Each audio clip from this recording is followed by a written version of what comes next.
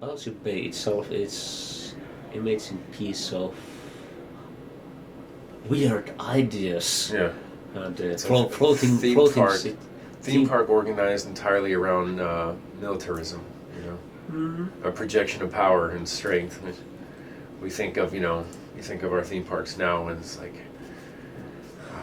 Disney or Legoland, and they're a little less confrontational. Again, that's definitely, the art side of things, so I was speaking outside my expertise. But,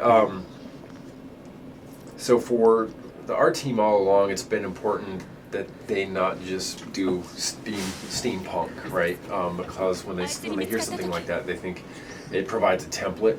And what we don't like to do as a studio is rely on a template, to solve our problems. So part of, when I talked about those guys having historians come in and speak to them and having them go to actual locations to research art and architecture, is a reflection of the fact that they don't want to take the easy way out.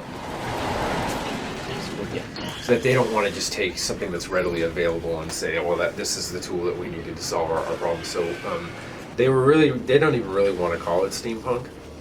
It might have some cosmetic similarities because I think anytime someone represents technology in the past, and sort of like projects that technology forward, the closest thing to say is, oh, that's steampunk, right? Because it's, this is 1912 and people are using technology that you and I know didn't actually exist.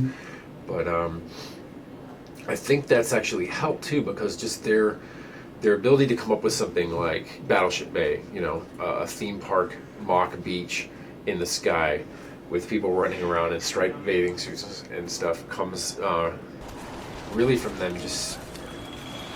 Some ways it's hard to say, right? Sometimes someone in the building just gets a stroke of inspiration, and then they tell that to someone else, and then they collaborate, and then it just goes from there. And no one can actually tell you, here's the exact way that this specific thing happened, And other times,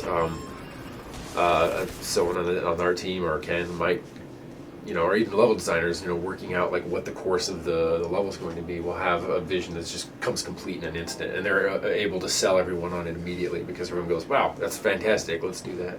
But it's certainly interested in exploring the different ways that, one, that people can command loyalty, one that, so some, in that case, there can be an element of top-down, right? If someone in power wants to ensure that people remain loyal to them. But then there's also this sort of culturally generated aspect that we're exploring, where people as a whole decide this is what we want to be and mutually reinforce those expectations among one another, constantly reminding one another, and then, of course, indoctrinating and culturing their children as to what the values of their society are. So I think there's a little bit of all of that happening, and all that's on display to varying extents in the beginning. That's gold, like I'm the king of England. And when you look at, of course, as far as children are involved, and you look at the entire boardwalk complex of theme park stuff, Hello, Roscoe.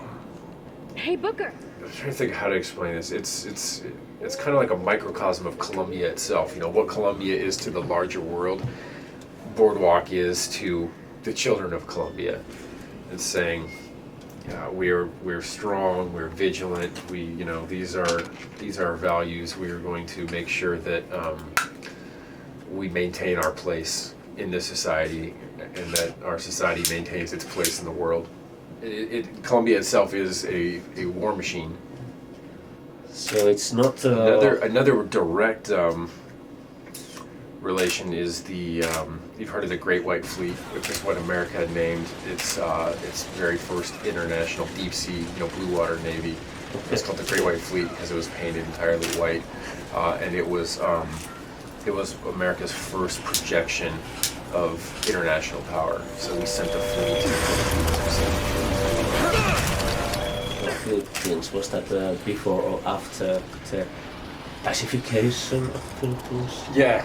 So even before then, when we were, Teddy Roosevelt and his motto speak softly and carry a big stick. The fleet was very much the stick he had in mind. Okay. So yeah, to me, it's obviously not an analog. It's not a one-to-one relationship, but it's something also along the lines of what you're talking about with the Atoms for Peace plane, which God forbid that come to visit anyone's country.